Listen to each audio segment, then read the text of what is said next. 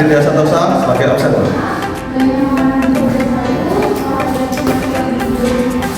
Saya Rahmat Rizky Padli sebagai pemateri. Saya Muhadir sebagai leader. Saya Doma Barat sebagai koordinator. Saya Raisa Dina sebagai fasilitator. Assalamualaikum warahmatullahi wabarakatuh. Selamat pagi semuanya, warga RT. Kami dari kelompok 5 akan membahas tentang bahaya merokok. Saya Muhadir sebagai leader. Untuk saya sendiri sebagai co-leader. Perkenalkan Bapak Ibu, saya sebagai pemateri dari jalannya promosi kesehatan bahaya merokok ini. Saya Andri Dia Santosa sebagai observer. Saya Raisa Dina sebagai fasilitator. Baik, di sini saya akan menyampaikan tentang beberapa waktu kurang lebih 40 menit dalam berjalannya acara. Langsung saja kita mulai dari pemateri. Baik, terima kasih dari leader telah memberikan waktu untuk kami memberikan materi promosi kesehatan bahaya merokok. Baik, untuk slide pertama bisa dibantu. Baiklah, sebelum kita masuk ke materi, sebelumnya untuk Bapak dan Ibu mungkin sudah mengetahui sedikit banyaknya soal pengertian dari bahaya merokok.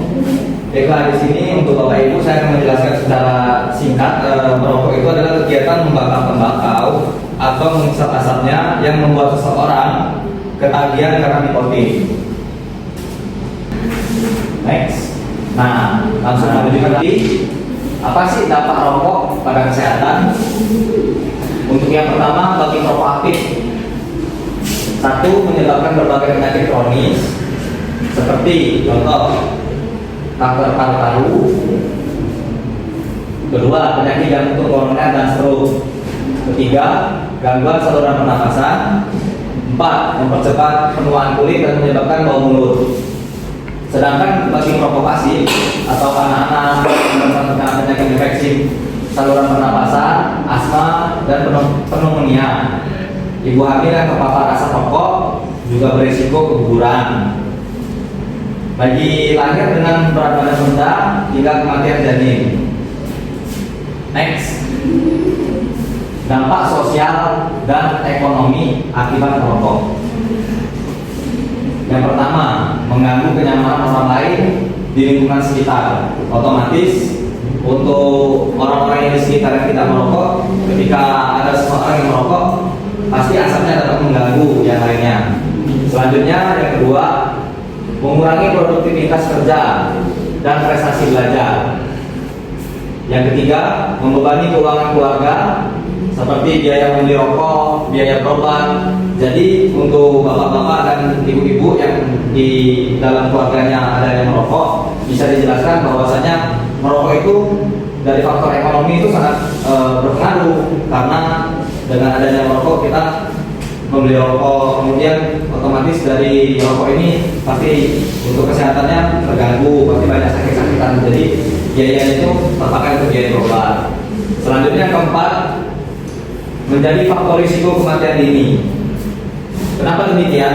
Karena dari rokok tersebut akan banyak timbulnya penyakit-penyakit yang disebabkan dampak dari rokok tersebut. Kemudian selanjutnya, bagaimana pencegahan serta strategi untuk berhenti merokok. Langkah pertama yang harus dilakukan adalah niat. Untuk berhenti merokok harus ada niat yang kuat dan motivasi diri. Kemudian dua, kurangi secara bertahap jumlah rokok per hari. Sebagai contoh, dalam satu hari merokok dengan skala satu bungkus per hari bisa kita kurangi menjadi 2 batang per hari. Selanjutnya Bapak Ibu, saya buka sesi tanya jawab. Baik Bapak Ibu, sekarang kita masuk ke sesi pertanyaan. Apakah ada yang mau bertanya? Ayo Bapak Ibu bertanya. Ayo Pak. Saya mau bertanya. Ya baik Pak, silakan. Kalau seseorang sudah merokok sejak kecil, apakah bisa berhenti merokok? Baik Pak, pertanyaan yang cukup bagus. Langsung saja kami sampaikan ya Pak untuk jawabannya. Bisa Pak. Walaupun sudah lama merokok, tubuh tetap bisa memperbaiki diri. Yang penting adalah niat, untuk mengurangi secara bertahap serta menghindari pemicunya. Apakah sudah cukup jelas Bapak pertanyaan serta jawaban dari kami? Ada lagi nggak Bapak Ibu yang bertanya? Oke, baik Bapak, silakan Bapak. Kalau sudah batuk-batuk karena rokok, apakah bisa sembuh dan berhenti merokok? Bisa sekali. Biasanya batuk perokok mulai membaik dalam beberapa minggu setelah berhenti merokok. Ayo Ibu ada yang mau bertanya ke Kemudian. Kalau gimana kalau umpamanya kan rokok nih ketularan sama anak-anak kecil gimana tuh? Wah, itu sangat berbahaya Bu. Jadi kita harus edukasi untuk perokoknya itu kalau bisa menjauh agar tidak mengganggu yang lain. Karena bahaya rokok itu sangat parah sekali ya, terutama bagi perokok pasif. Dampaknya sangat merugikan bagi orang sekitar karena yang tidak ikut merokok pun bisa kena dampak dari rokok tersebut. Apakah sudah cukup jelas Bu? Oke, selanjutnya pertanyaannya. Iya, silakan. Pak, saya mau kalau misalnya anak kecil terlalu sering menghirup asap rokok, apakah itu berbahaya? Baik ya, kami akan jawab ya. Anak kecil kalau sering menghirup asap rokok itu berbahaya enggak Pak? Jadi sangat berbahaya jawabannya. Anak bisa terkena asma, ISPA atau infeksi saluran pernapasan, bahkan gangguan perkembangan. Jadi anak-anak yang terkena dampak dari asap rokok ini bisa menyebabkan keterlambatan pertumbuhan. Jadi pentingnya untuk menjauhi anak dari asap rokok tadi. Jadi ketika bapak atau keluarganya yang ada di sekitar lingkungan rumah itu merokok, disarankan setelah merokok untuk mandi, untuk membersihkan diri karena zat yang tergantung pada rokok yang menempel pada baju itu bisa menularkan kepada anak tersebut dampak dari negatif yang merokok itu. Baik, apakah sudah cukup jelas? Bu. Baik, terima kasih untuk Bapak Rahmat sudah menjelaskan apa itu dampak rokok dan apa itu rokok. Baik, sekarang kita mau evaluasi untuk Bapak-Bapak dan Ibu-Ibu. Apakah sudah jelas apa yang diterangkan oleh Bapak Rahmat? Sudah jelas ya. Baik, kalau sudah jelas, saya punya satu pertanyaan untuk Bapak-Bapak dan Ibu-Ibu. Apakah Ibu bisa menjawab ya? Kalau misalnya sudah jelas, bisa disebutkan tadi sudah dijelaskan sama Bapak Rahmat. Apa itu dampak rokok?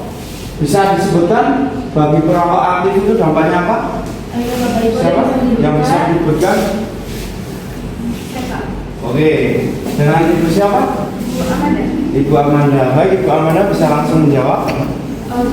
Dampak rokok aktif itu gangguan saluran pernapasan, terus mempercepat penuaan kulit dan menyebabkan bau mulut, bisa menyebabkan penyakit jantung koroner dan stroke. Bagus sekali ya. Jadi saya rasa Ibu dan Bapak sudah tahu atau sudah paham apa itu bahaya perokok dan dampak merokok ya. Baik, langsung saja saya lempar kali ke kita. Baik, terima kasih Bapak dan Ibu atas partisipasi waktunya. Semoga video ini dapat bermanfaat bagi kita semua. Dan ini leafletnya jangan lupa dibaca ya, tolong supaya kita kalau ada tetangganya bisa ngerti juga tentang bahaya merokok ya.